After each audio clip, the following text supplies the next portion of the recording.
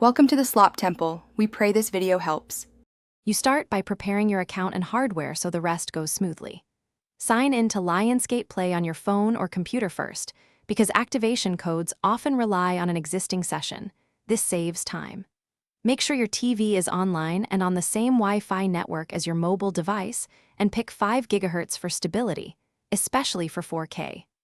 Once done, open the TV App Store or power on your streaming stick. Make sure the input is selected so you can install the app next. Now install and activate the app, which is the central step to stream.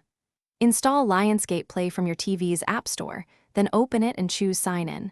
The app shows a 6-8-digit activation code because TVs often lack full keyboard entry.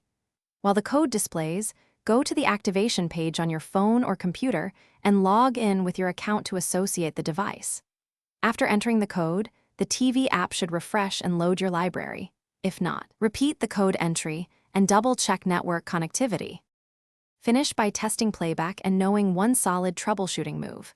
Play a short trailer to confirm video and audio, check resolution in app settings, and switch audio output if needed. This verifies the whole chain.